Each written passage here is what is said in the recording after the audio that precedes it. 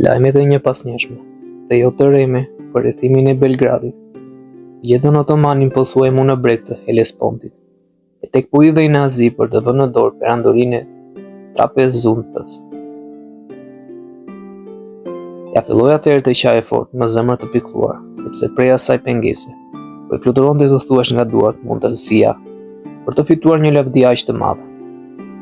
Do madje se tha, jo pa zemërim, e piri gjithmonë nxjerr ndonjë pengesë në punët tona. Menjëherë pastaj, Gaelli që pat për Belgradin, i la mënjan punët e Azis, duke i shtyrë për një kohë tjetër, dhe Umar i vendosur gjë në fund me këtë hall.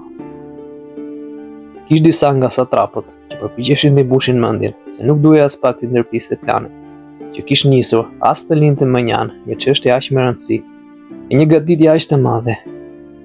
Por para rrezikimit të një qyteti të parëndësishëm të Epire, por Mehmeti, as e s'kish patur nga të parët e vet, ndonjë shembull të tillë, që të lindte pa mbrojtje dhe në mëshirë të dhunës gjërat e veta. Edhe të dëshironte më tepër të huajt, i shtyrë ndoshta nga një lakmi e tepruar. Ai e quante njoll çdo fitore, dhe fare parëndësi një lavdi sa do të madhe që mund të shëmtojë nga turpi më i vogël. Mos vall vlente që perandoria mënjan të madhoje, man tjetër të zvogloje. Pastaj, kush nga dëtit do të luftonte me shpirt të qetë në Azi, të mendonte se Kaçaku i prap përshimte i lirë në Maqedoni, e s'po pushonte se griri njerëzit e tyre.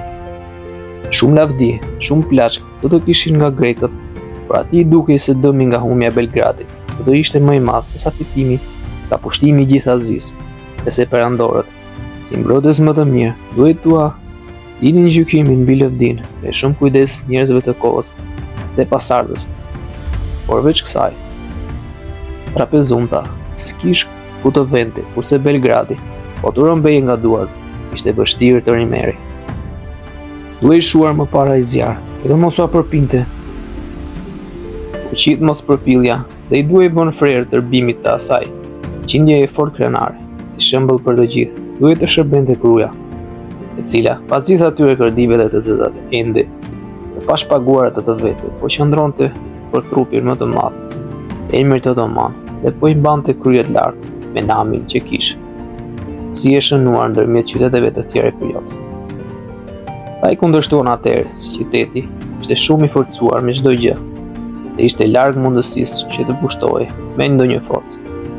Duhej caktuar një ndihmë e tillë të Belgradit, sa që as qyteti në fjalë mos të pësonte gjë, as fushata e Azis të mos ndërprite.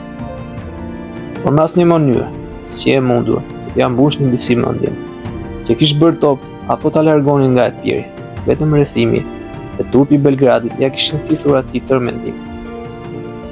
Ja pra, s'ka rast njerëzore më të zellshme dhe më të paqet për ruajtjen e fuqisë sa raca e turqve, të cilët i quajnë turp të madh dhe për jetë, po t'u marr apo t'u luaj, armiku ka gjërat e tyre qoftë edhe nga një gurick.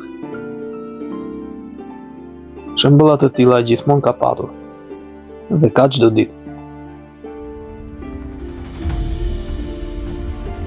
Kur panonet, të cilët tani quajnë Hungarisë, për nevojat të tyre, pushime dhe për dobi më tepër private se sa publike, ndërtuan pranë bregut të Danubit një pirk prej druri. Ai një goxha bajazit, e ta marrë vesh këtë punë, krejt të padenjë, por të përmendur, o të bullua aq fort sa filloi të gadiste një ushtri shumë të fuqishme, dhe të bënte shpenzime më të mëdha për ta rrethuar, dhe duke mos u kënaqur me kaq. Ka që si dëroi pa u shpaguar, vrapoi, fluturimti dhe vetë atje me shqetësim shumë të madh. Armiku u tërhoqi dhe njëkohësisht ja plasi gazin me pamjen e shoqit. Kish përpara dhe as që deshi ja dinte fort për dëmin në fjalë, dhe për plaçkitjet e tjera që i qenë bërë për shkak të atij pirgu. Por ju ruan me gjithë që i fitore të tjera dhe shumë të si ajo. Tani në duhet lavdruar apo qërduar kujdesi i ngurdur, dhe e thot qartë vetë përfundimin ngjarjes.